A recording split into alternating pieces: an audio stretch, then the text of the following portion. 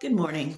So, today I have an interesting topic for you about what I feel like God has been showing me in the last little bit of time about this little thing that we're doing on the earth and just in general,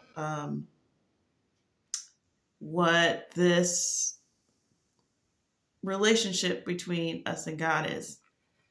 And I just kind of randomly was listening to one of my videos the other day because I do that sometimes. I get made fun of for doing that in my house, but sometimes I want to hear something that I know is interesting to me, and so I put on one of my videos, and so I clicked on one that was I don't know maybe 2 or 3 months old, but it's like it says something like you're literally in a romance novel. I'm pretty sure that's the actual title. That sounds like something I would title it. Um, and it was just going over like all of these things that mirror our life that show up in romance. And it was just kind of going along with a couple other things that I've been seeing lately about relationships and things that I've been observing. And the pattern is such that I am now on this train that literally everything in life, okay, maybe not everything in life, but um, this thing that we call Christianity, this thing that we call, you know, the relationship that we have with God literally is the romantic relationship. And in fact, which I've said before and have basically had this idea. It's this really weird thing where I have the idea and I go, oh, we're just mirroring, the woman, the relationship between man and woman is mirroring the relationship between us and God. And it's just this kind of platitude thing. And then from platitude level, it goes down to like, no, legit, like I think that is what we're doing. Like I think that's everything is God is showing us. And then level three, depth is like, no, for reals. It literally is that. So I'm just going deeper and understanding things that I already have, like God has already shown me. So now I'm just like stopped, like, oh my God, like that's literally what it is. So here's some further proof. Go back and watch that You're Literally in a Romance Novel video. It's actually pretty good. It's kind of, silly, but it's making some good points. And as I was watching it, I thought even further about this because here's the thing about the romance genre. And I don't know if this sort of contributes to how people tend to not take it seriously as a genre, because when you think of a storybook, or, a best selling book or whatever, you're thinking of, I don't know, it's something where there is a conflict resolution, there's a certain type of um, structure that it has to it. Hero's journey is very big, which is only, this is like a theoretical thing that some dude came up with in the 50s, by the way. But, we make a ton of movies with it. I get it. Hero's journey. And especially if you're a dude, that's, where you want to live. Even though action, if you see like an action movie that's just pure, like, um, it's very low on plot. And so they like stuff that's not intellectual too. Like, I feel like sometimes romance is sort of like the equivalent of like the action. It's like the female version of action or a comic book or something like that.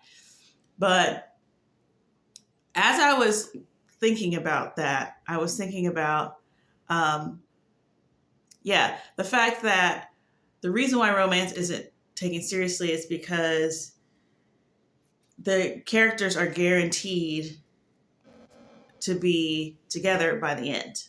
So there is no like what's going to happen thing. and it's called an HEA in romance circles. It's like you got to have an HEA. It means happily ever after. Okay. If you have a love story where one of the characters dies in the war or something like that, that ain't a romance. Okay. If we're talking about book sellings, if we're talking about genres, that's women's fiction, that's a historical, it's drama, something else with romantic elements. Don't call that a romance. Don't even try, because not only it's about definitions, but it's also like lose all that money if you want to, putting your book in the wrong section. Because if people buy a romance and find out somebody that died at the end, you're gonna be in trouble. You're gonna have a 1-star life. Just don't do it.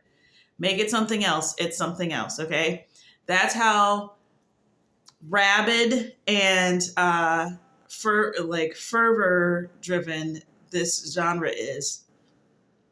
Don't make that mistake. The HEA has to be there, or it's not a romance. So outside of the romance genre, that is sort of criticized because it's like, it's predictable, right? But it doesn't have to be that way. The story can still be interesting. On the journey can still be interesting. And I feel like that is what drew me. And that's why I feel like this is instinctively, I understand romance. I also feel like now I'm like, is this why I'm like this? Like, and there's just why God talks to me this way, because everything that I'm doing is coded in romance. And the reason why I didn't think that I was romantic or that I would even have this bone in my body is because I thought that romance is just the cliched things. And that's not really what it's about. In terms of story, if you're a writer, it's that the ending is not the thing to worry about. It's going to end itself. It's going to end good. It's the stuff in the middle. It's the journey on the way to the end. And I was like, okay, that is more intriguing to me than sitting down and just starting a thing and then having to figure out how to tie it up at the end. That sounds exhausting to me. And just having to make the highs and the lows and then whatever, and then triumph, whatever is supposed to be at the end. I'm like, boring. Like, that's boring to me. And for a lot of people, it's the opposite. But here's the thing. The Bible is a romance by definition. The end is already written. Guess what? The good guy wins, and it's happily ever after. Maybe it's all the books together, but it's a happily ever after.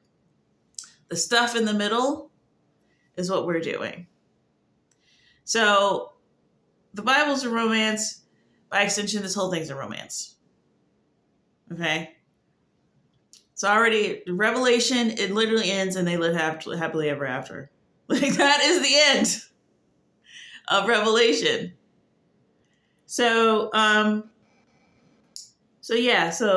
then the nature of the conflict being all this stuff in between. And that's what I was talking about in that romance, you're in a romance novel video. It's like all the nature of all the conflicts that happen in romance.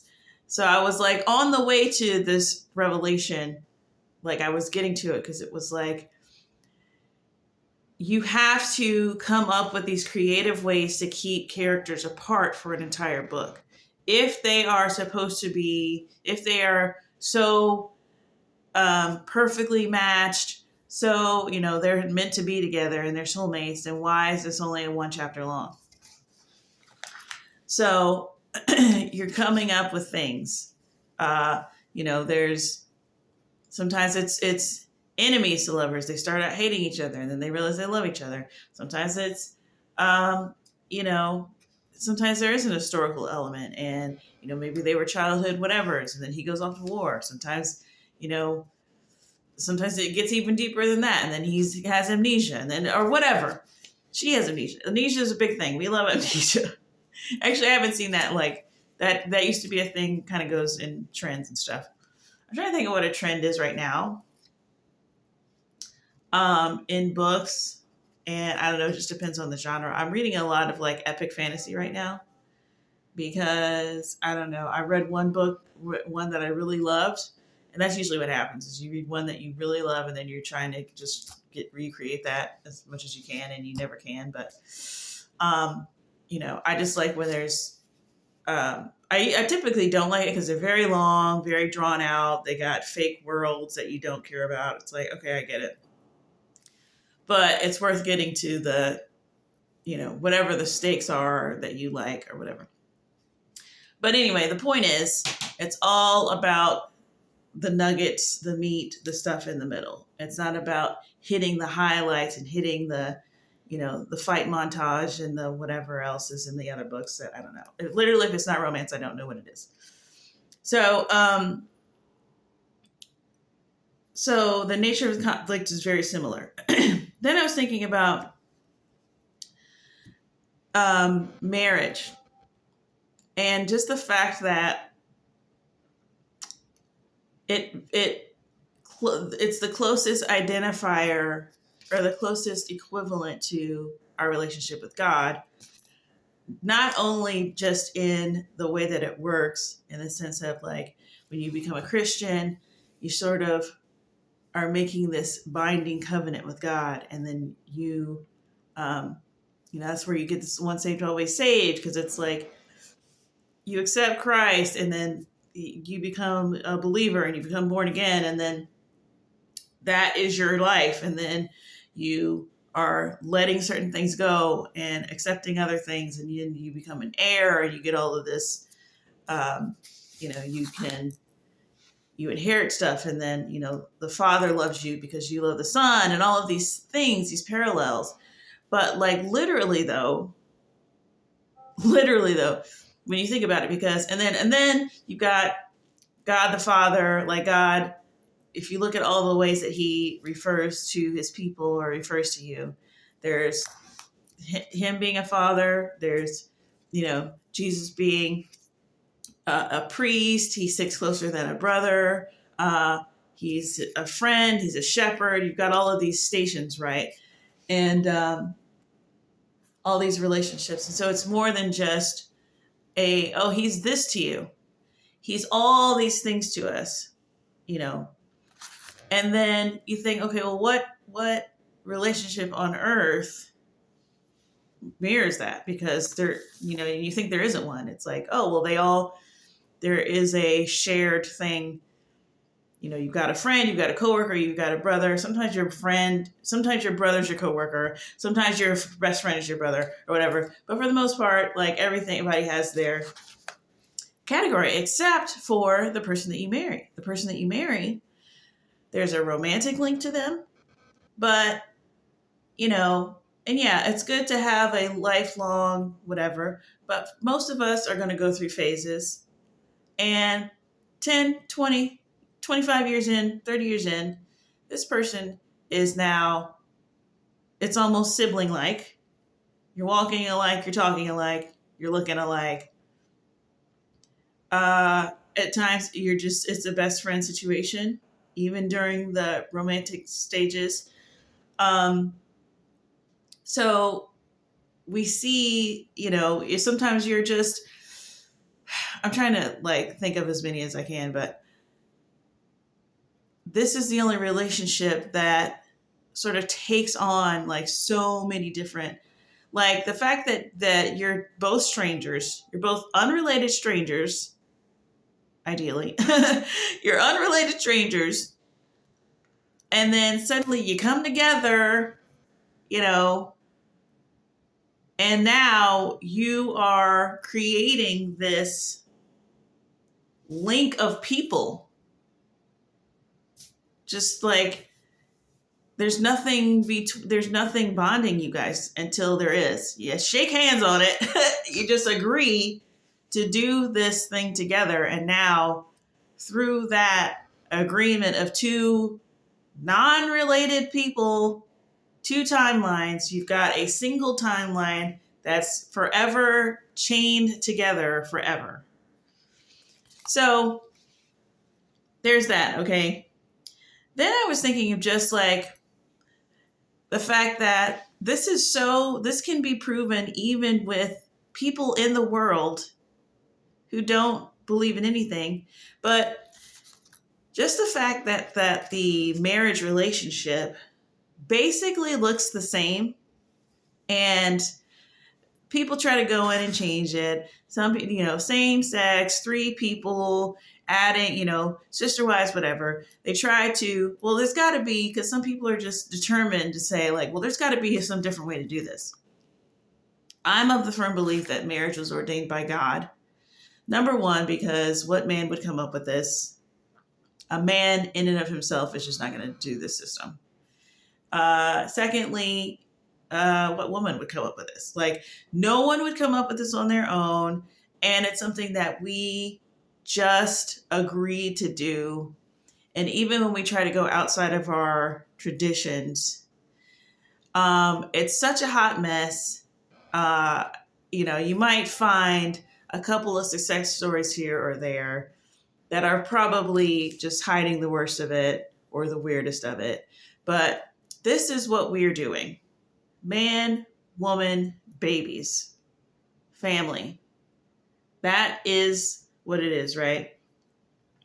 So that to me is like, it's like God versus other religions. It's like, oh, we can do this and we can do that. It's like everything's going to come out looking like this. By and large. I mean, that's a huge, huge thing that we don't think about, because there are certain things that if people didn't make laws for it, we wouldn't do them. I was thinking about that the other day, like about how atheists are always like, oh, well, we know that murder is wrong. Everyone knows that. We don't need morality to tell us. Really?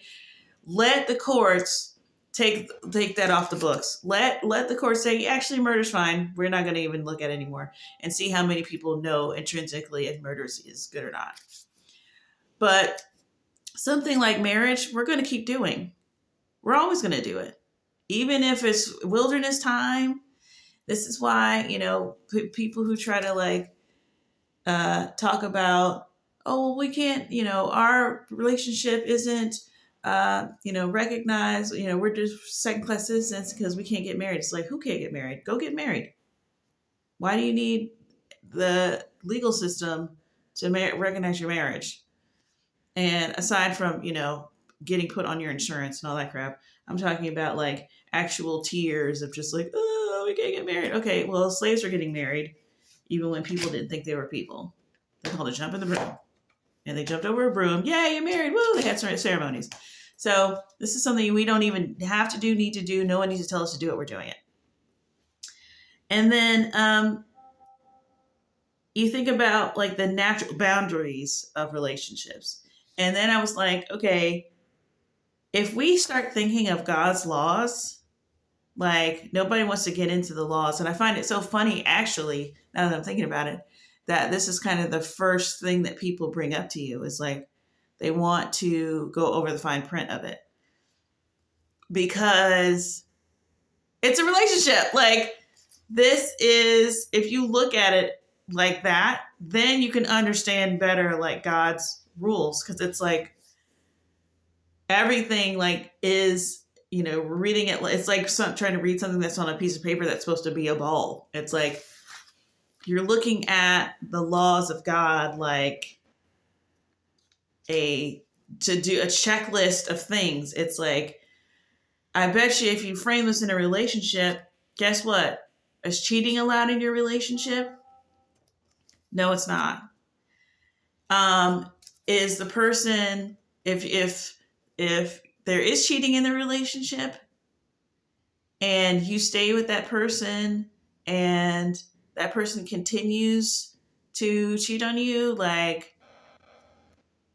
is there not going to be like, if there's going to be some jealousy about that? It's not, because we're not talking jealousy about some guy that took your wife's order at Starbucks. We're talking about literal adultery, the person that is taking your person away from you. You're jealous of that person. That is actually natural and right and real and emotional, because someone that you value is uh, putting their attention, time, energy somewhere else that you wish was on you. So, you know, when God says, no other gods before me, because I'm a jealous God, and people go and they get the ick, it's because they're thinking of it like this is a religion. And you're like, bro, the other gods don't do this. It's like, yeah, no, they don't, because it's just like, it's like, yeah, no, my boyfriend doesn't give me a curfew and this and that, or I don't know, that's like weird, but it's just like, I don't know what y'all be doing. So it's hard for me to make up a thing, but it's like, yeah, my boyfriend doesn't care if I sleep with my husband. It's like, yeah, that sounds a whole lot of lawlessness going on. That you're probably right. Yeah. And you're like, what's the deal? People are just like walking around not realizing what they look like when they talk like this. They really just think like, no, genuinely, let's have a dialogue. Like, what's up with this? It's like, how about you and your significant other have a dialogue about why you just like leaving a family function to go be with some dude and then coming right back is a problem. Like, that's what it is. And then I was thinking also about how like we can sort of see in the way that men have the things that men sort of have their goals of what their perfect woman is.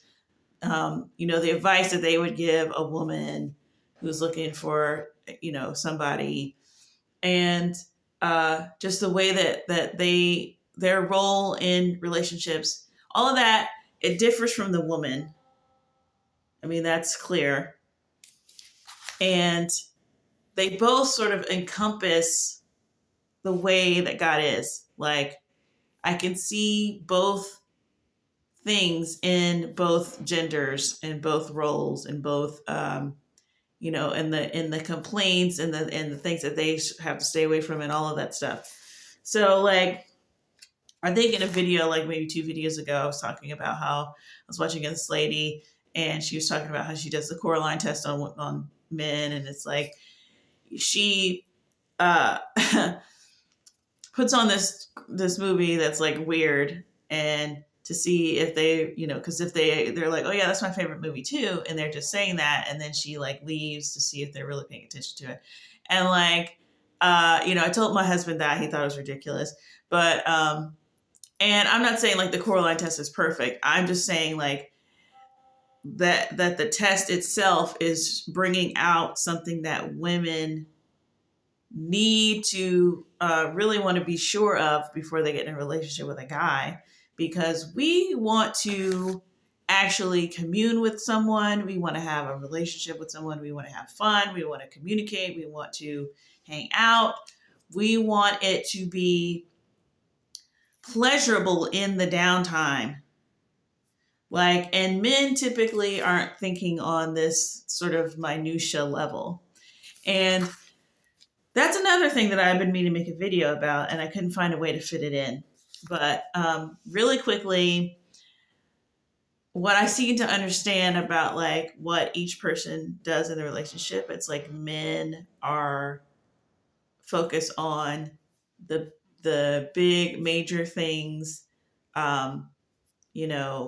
Even if you think like there's a lot of videos about the Roman Empire, men thinking about the Roman Empire, and how men will sometimes sit and they're just like looking at the exits and like watching people and like having hypothetical scenarios of like if something went down and if they needed to do this or that, or like if they needed to put somebody in chokehold, like what they would do, and like people like make fun of that. It's like you're witnessing something like every guy is doing that. Most guys are doing that. That's just like, that seems silly, but that's like, okay, if something major happens, they want to be ready. If something major that's like life-changing for the family happens, they can be ready. They can protect the family. So they're like really, really big picture, and we're into like the minutia. And minutia sounds negative, but it isn't. In fact, it's really, I mean, I'm a woman, so obviously I'm like, it's really, really great and really cool because minutia is like a big part of life.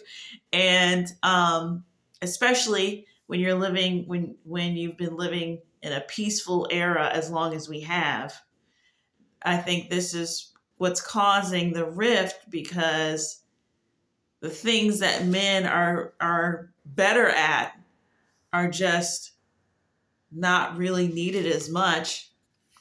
And unless we're talking preventative, just sort of staying sharp, there's really not much for them to be doing in a big way. There's no famines for them to be like, they don't need to walk 50 miles to find work. There's nothing big for them to do like that. And so women are sort of, we're getting a little insufferable because, we're down to like curtain patterns and, making knitted hats for your turtles because there's literally nothing to do. There's no major things to worry about. And when there's major things to worry about, our stuff is the first thing to go by the wayside. It's like, okay, well, we got to find a new place to settle because this place, the land doesn't grow. We got to whatever. It's like, okay, we're not going to have new clothes for a while. We're not going to have, fancy, we're not going to have money for a while. We're not going to. So these two energies working together and like they can get in, like, I don't even think it's possible for there to be like a complete and total balance, like for a long period of time, like on this earth. It's just so, everything is just like, we keep going from this to that and this to that. We just cannot regulate. So these two energies that I feel like represent God, especially like after reading that Jubilees, it just really stuck out to me how it seemed like it was being told by the Holy Spirit, who had all of these details, you know what I'm saying? But just how God, the Father, was the one in control. And it was like, God said, do this, we'll do this, do that. And then from there, it was we. And then we did this. But it was like, God, it's not this thing, it's not this like unilateral thing between all of the whatevers. Like, and it reminded me of, what else it reminded me of? Us, our actual makeup, because there's a part of us that is the thing in charge. You know what I mean? And however you want to split it, which is also interesting. It never really goes beyond 3. However we split it, if it's like mind, will, emotions, mind, body, and soul, body, heart, whatever you say, it's always 3. But there's a part of you that is the executive person. And things can be out of whack, like your body can be out of whack. You can know that you should be doing something, but something else is preventing you from doing it. And, we have a, mutiny because we're sinful. So our sinful nature is part of it too. So, we can be like, we can have it where the person that is in charge can't get the things done, but it's like, there's a part of us that is, it's like the will. It's like that part of us and then the will, and then there's a part of us that's like the executive part of us that like makes it so. And then there's like this other part of us that's just like, I don't know. It's like the part that registers all of this stuff as positive and stuff that we want to keep doing. It's like our spirit, and that like, it's so I see that in us too, where it's like, there is a part of us that is in charge. And maybe even if that person has gotten stuffed in the closet because there's a mutiny on the ship, there is an executive part of us. And so I see that broken down like in God's very essence, which makes sense that we're made in his image. And then also man and woman is showing, it's like even having like a mom and a dad explain to you without you having to go to any classes. Because by the time you become an adult, it shows you the different kinds of leadership and how there can be different modes of anything and how they come together. Like, it's teaching you so much having mom and dad. And when you don't have that education, you are genuinely missing something when you become an adult. And it's not something that people can really put their finger on. But like, okay, so I was talking about the Coraline rule, and then like my husband, like maybe like a day or two later after I was telling him about that, he sent me this video. And he goes, if you ever do this to me, because he's got a huge thing about, he's got the wrong kind of jealousy because he's got like a lot of trauma, and he had this girlfriend that cheated on him and it was terrible. Like he lost like a lot of weight and it was a horrible experience. So he's just got like this traumatic thing about cheating, right? Which I think a lot of guys do actually, and it explains their behavior a lot because they're really in this spot. It's like we're in the spot where we are like, it's not so much that we have to worry about holding on to a guy. It's that we have to worry about that guy being just straight up and down an untruthful hot mess who lies and cheats, and starting to build something with someone who's literally not even there, basically, for you. Just unsure footing. Their worst fear is literally just getting a girl and her just leaving. Getting a girl and she just marries up, and now she's gone. So there's a lot of anxiety around trying to keep a person and making sure that person stays with you. That we don't, we maybe have that little bit, like you can have abandonment issues as a woman, as a girl, you can have abandonment issues as a guy, but like generally we have different dilemmas, different things that we worry about by and large. And so that's what he worries about. And so he's always showing me things on this level of like just women who are just garbage and cheat on their perfectly good husbands who were great, right? And so he sent me this video. There's this guy who goes around. He's on TikTok, I think, but like he just goes around and he talks to couples, and he's like, well, how long y'all been together, blah, blah, blah. And he's like, so, you're faithful to him? Yeah. You're faithful to her? Yeah. Okay. So how about you guys switch phones and we'll see, how about we look through each other's phones? And so you would think that this would be a harmless activity. And obviously it doesn't even get posted if it's not, if it's legit, which I think is very sad. I think if they're going to do that channel, because they're just tanking the hope of men with this channel, they got to do some where it turns out fine. You can't just put all of the bad ones up. So he sent me one, and usually it's, two, bright young whatever is 20 years old, and the girl. It's usually the highlight is on the girl. And again, I don't even think they show it if it's a guy. And the girl is like, oh well, I don't know if I want to do this, blah blah blah. It's really sad. So this one was like, these were older people. They looked like they were in their 50s or 60s. It was two white people.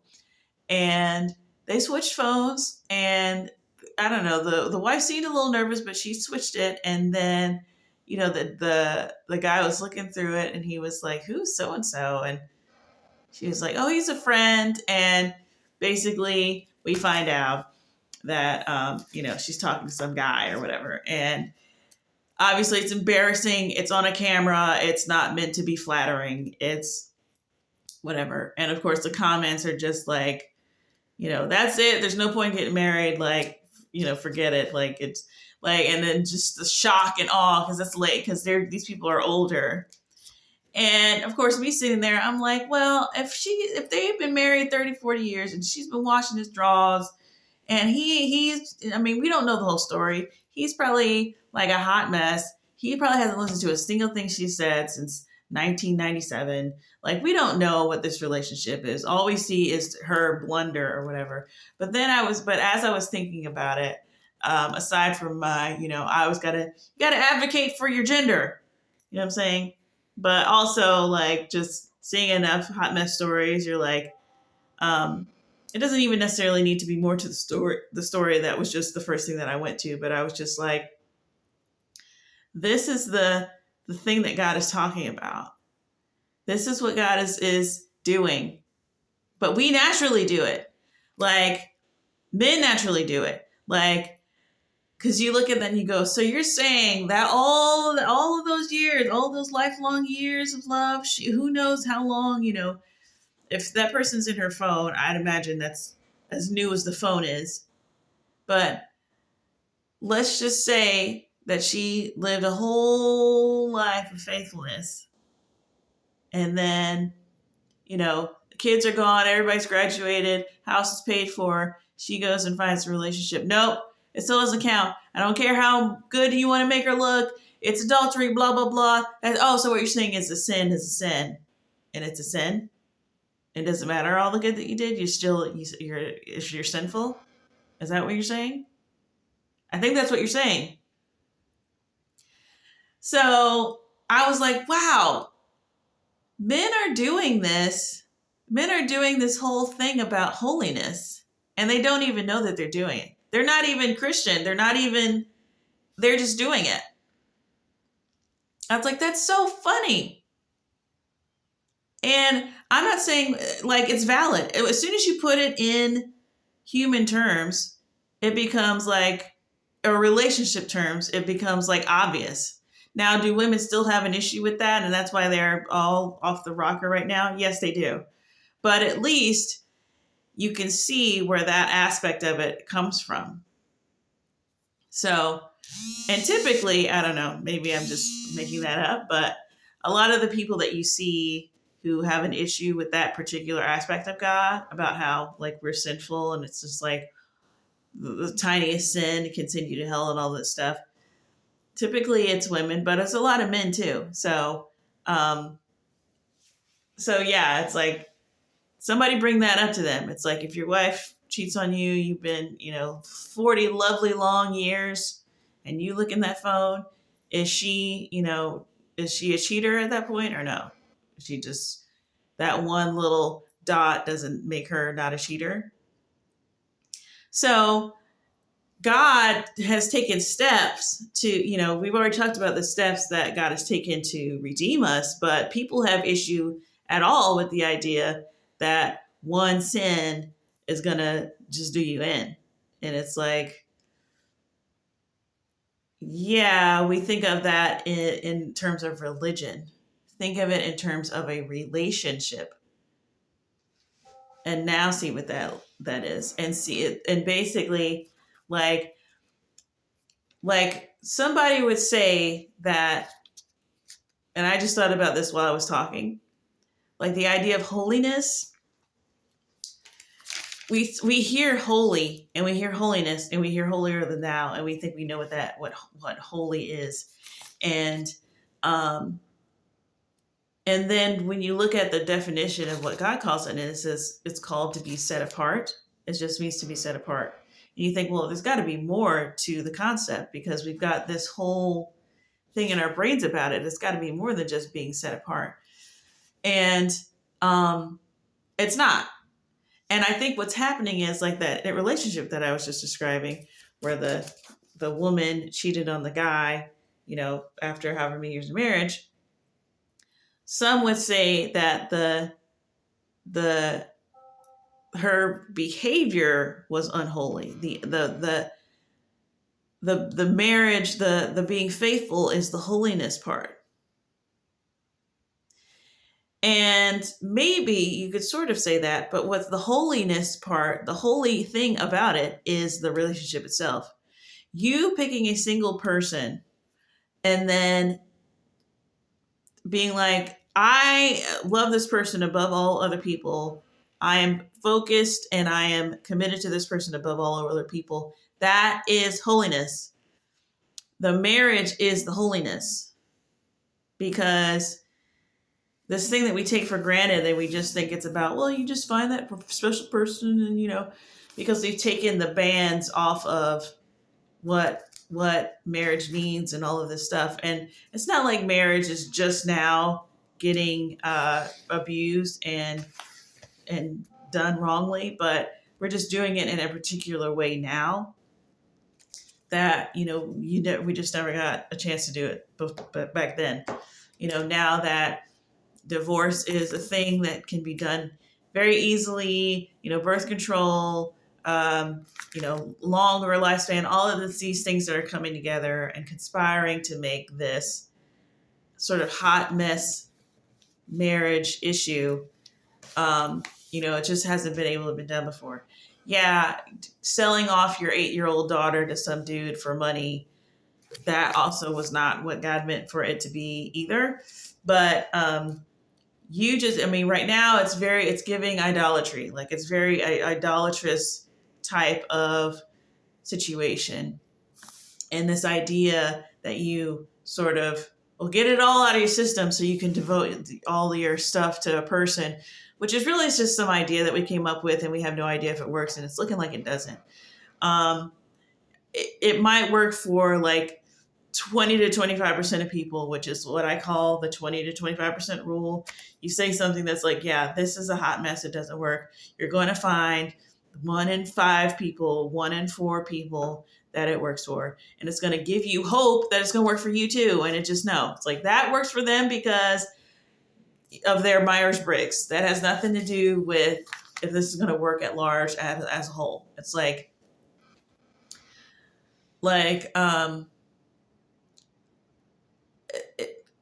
was telling my husband last night, or I don't know, it was 2 nights ago, it was like, we have this idea that we're going to, the feelings that we feel when we're teenagers and 20 years old about, sexuality, and like, we're just always going to be that.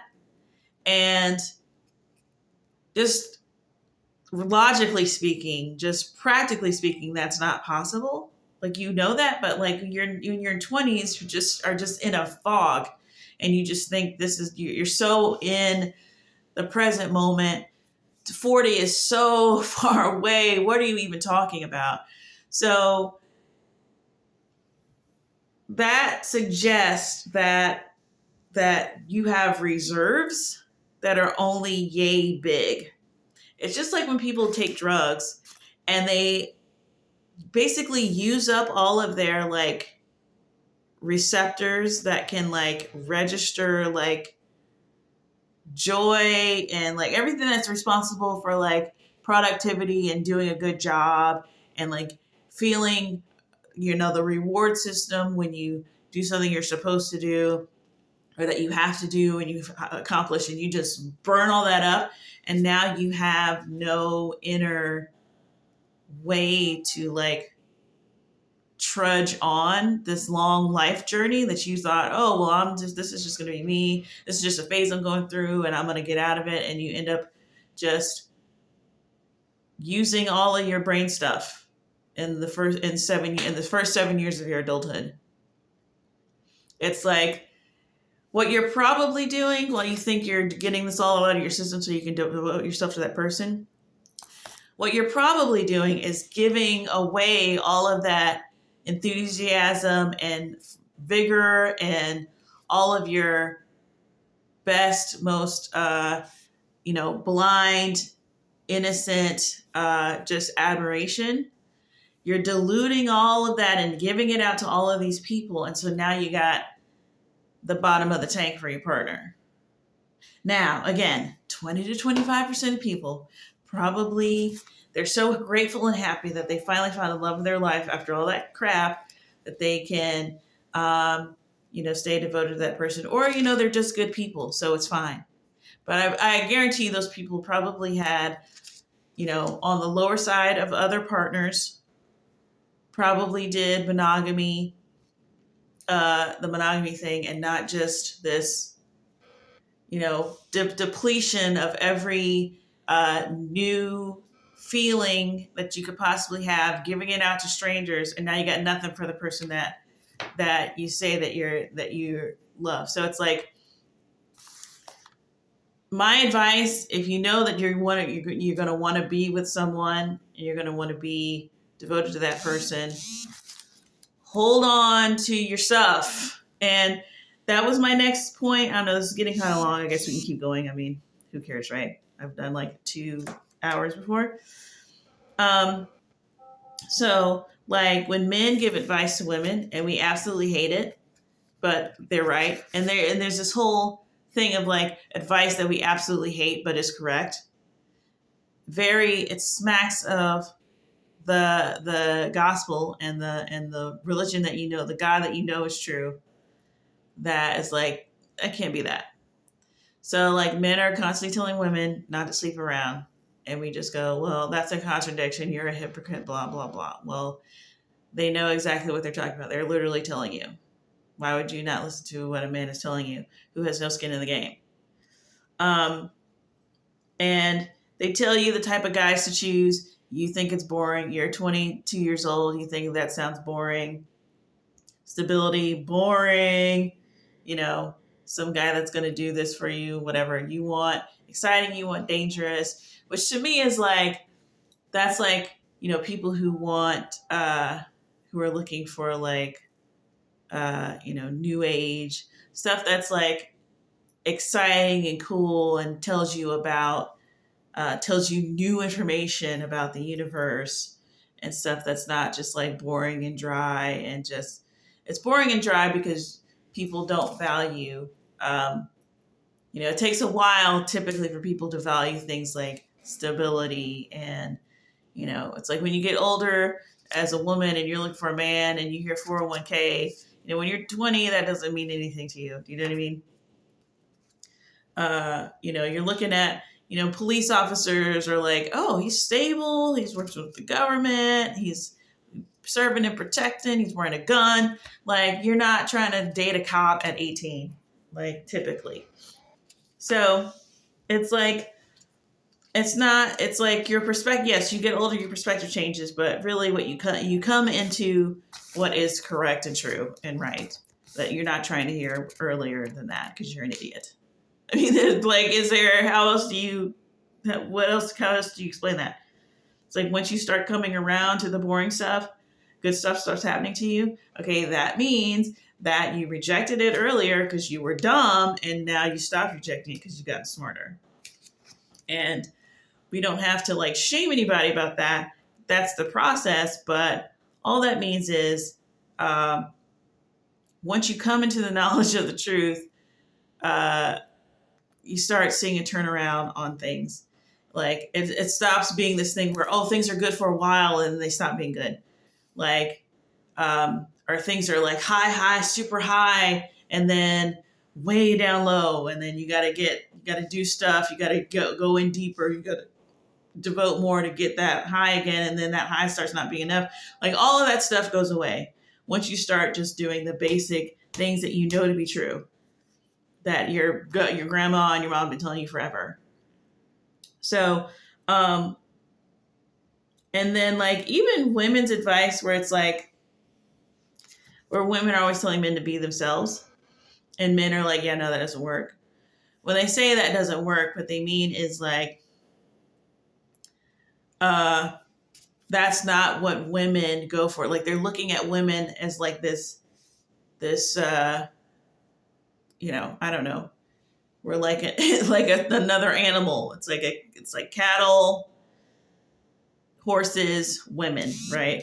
And this is the way that you wrangle the women. It's like you're looking at us like an animal group or something.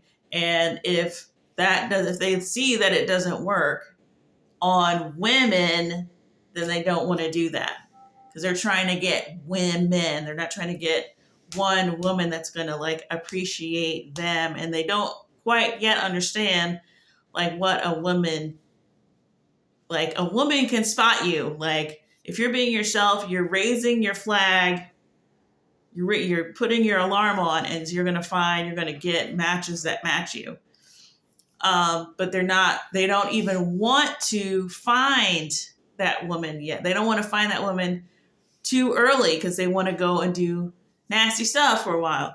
So this, the very same dilemma that's in relationships is the exact same dilemma that is with God.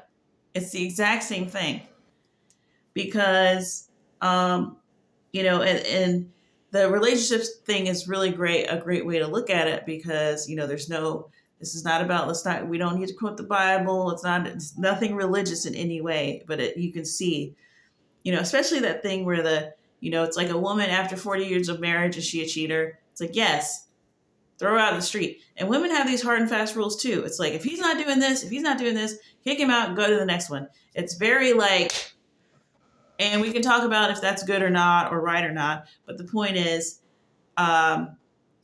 people are used to having their boundaries about certain things because they are trying to reach a certain goal. They're trying to get a certain result.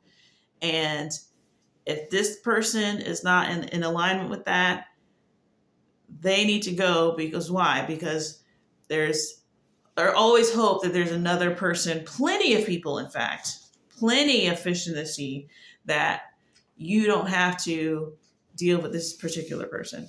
And is that really in God? No, that's really just man's wisdom. But we do see, like, sometimes where that is necessary and where that's not an exaggeration. Like, that is what God is doing. Like, and like, I think about, there's a lot of things about, men are trying to tell women, like, hey, you being strong and independent and supporting yourself and owning your own house, like, we're not like, that's cool. Like, the most guy in the middle will be like, that's cool, but that does not like jazzing anybody up. Like, that's not like getting any guy excited about you. Like, oh, wow, she's super cool. Because what women are doing, which I won't say is vanity, but it's like, you just don't understand what he's after, and what it's like, he needs to feel like he has a job to do. And it's not that you can't have those things, but it's like, if you're going out, specifically going out, taking it upon yourself to like make yourself into this super person to attract, in the effort to attract a guy, that's not what attracts a guy. Like, and that's not a bad thing. It's like, it's really hard to explain that to somebody who doesn't see. Like, it's not about him like wanting to have control over you. It's like, oh, you just want me to be at home and cook, clean, and whatever, and not know anything and not be smart. It's like, yeah, sometimes some dudes are, about control or whatever, but for the most part, it's like, because we must. My theory is that because we look for qualities in a man, it's like, he's got to have this, he's got to have this, he's got to have this, you got to have this. We think that men are doing the same thing, and men are not doing the same thing. They clearly don't have that same thing of like, yeah, of course we have to have qualities, but it's like internal qualities. It's like, you just got to be there and beautiful, just be there. And it's more of like what we don't do. It's like, for them, it's like, okay, you have to have this, you got to do this, you got to do this, you got to do that. And that's really hard for them. And that's really challenging for them, as it should be, because that is part of what we're doing, is challenging each other, forcing things to be brought out so that we can, this is what keeps society going. I look at all of the beautiful things that have been built. Like, if I'm like driving down the highway and like, man, men built all this, like, literally, like, men built all this stuff. But it's also like, yeah, they built it because they all needed girlfriends. Do you know what I'm saying? Like, it's this really interesting, like, seriously, if there was no women around, they wouldn't have built that. They wouldn't have built, that Jack in the Box, this highway, none of that stuff. None of that stuff would have got built if there was no women around. They just have a mattress on the ground. What are we talking about? Everything that we see is built because women are here. Like, I don't think you understand, like, the synergy that's going on right now. So it's like, women have this thing where we don't have to do anything like that. We just have to exist. But there are things that we have to not do. So, like, well, there's a thing that we want, a list of things that we want men to do. It's more that there's a list of things that men want us to not do. It's like, hey, you can chill. I just need you to not do any of this stuff. And of course, we are like taking it back, pearl clutching about this list of stuff that we're not supposed to do. It's like, oh, you're trying to control me, blah, blah, blah. And again, do we see the parallels? There are things that God wants us to not do. He's like, just don't do this, don't do this, don't do this. And we are, we're insulted by that anyone would try to tell us what we should and shouldn't do. And, yes, we are very much the female portion of this here relationship for sure. So yeah, I don't know. Where am I going with this stuff? Oh, here's one more thing that I'll try to fit in really fast. Okay,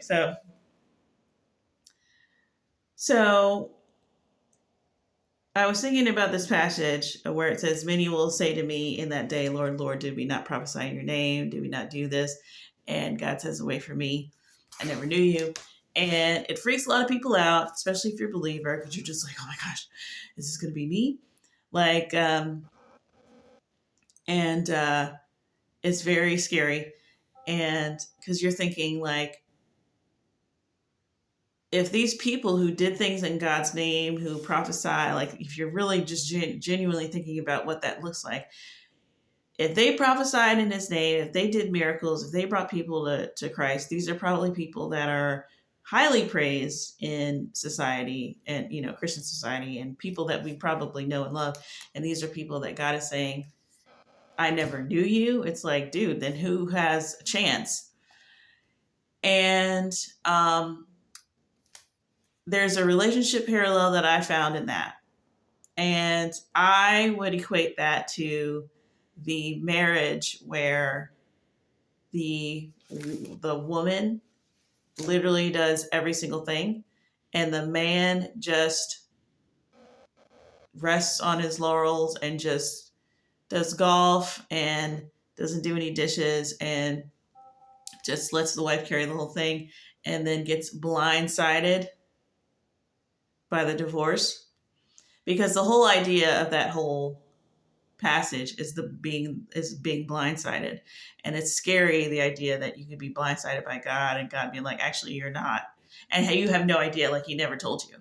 And I think if you were to think of it like that, it would make it very obvious and you know what not to do. And honestly, if you're on the road to doing this, there's really nothing, like, this is just what your life is going to be like. No one can help you, because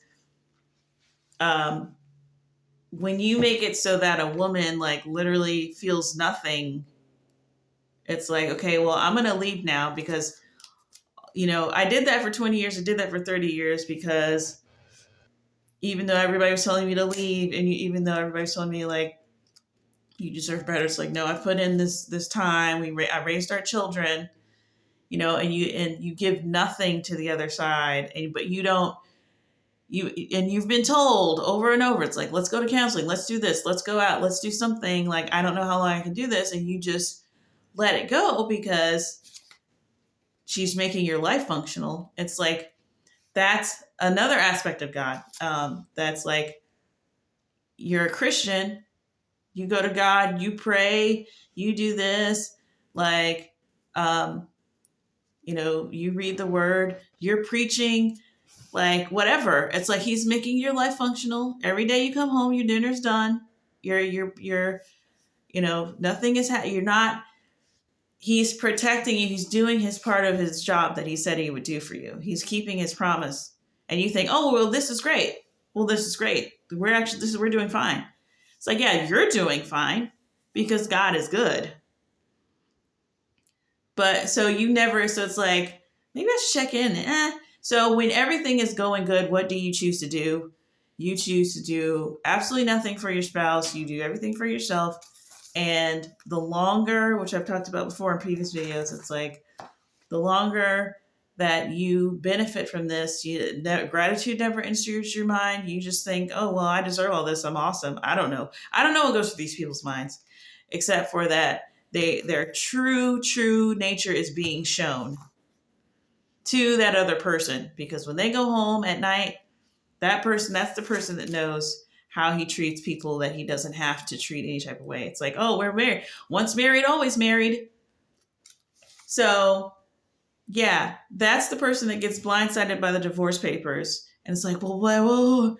It's like, and then it's like, then you try to be like, well, let's work this out. It's like, yeah, I know you want to work this out because you've been getting your laundry done and all your services done for free for 20 years. Like, you can't convince a person at that point that you actually do love them. You're going to have to do something else. You're going to have to, once that person is gone, like, what can you possibly say? There's not even anything you can do to show them. You had all of that time to show them when things were going well. So it's not like, oh, I was under so much trauma, I couldn't show you. I was worried about this and that. It's like, nope, everything was fine and you still didn't. So I think that is the closest equivalent to that passage. And like, I didn't finish what I was going to say before about like when women, like when they say, oh, well, I got my own business, I do this, I do that. That is like us bringing our works to God. It's like, God's like, I don't care about any of that. Like, that's cool. That's good. But like, I don't need to hear about that constantly. Like, you're doing something. Like, that's not what we need. Like, he's like, I need your faithfulness. I need your loyalty. I need your, respect, love, like all that is like, so it doesn't matter that I did this and I have like 4 degrees. And it's like, nope. And for a lot of people, that is a huge relief because they don't, it's like people who can't do works like that, who aren't works driven, who just don't have that thing in society or whatever reason. They're just homeless, they're handicapped, they just got the faith in God and that's all they got. And these are the people that are probably pleasing God way more than the people that can just get up and whip up a thing and in a heartbeat, or get everybody in a tizzy and get converts and whatever. So God gave you those gifts, praise the Lord, but it's just like, you got to understand what God is truly genuinely after. And it's just as it's both mysterious and practical, just like this thing between, it's like this thing that we're doing with men and women. It's like, when I tell you, it is like the exact mirror of everything. It's just blowing my mind. So I can't believe I had that much to say about it. And I'm still not really done because I know that there's probably like, okay, well, how is this romance thing? Like, how does it, relate to men? It's like, I understand, like, okay, you're a woman, that comes naturally used to talk about this, but like, but men, the bride of Christ is everybody. Men got to learn how to be the bride of Christ. And they probably just kind of like gloss over that analogy and they don't really think much about it. There's some men that have gotten this revelation for sure. And, when you think about, I don't know, I don't want to get into it because I really just want to stop at an hour. But yeah, just the parallels. It's not even so much like, oh, there's parallels. I really think that he purposely made us the way that we are with the arrangement that it is. So for the purposes of understanding him better, because this is how we relate to him. This is how we understand what he's like, is because we're like it. We're just like it. So, all right. I'm done.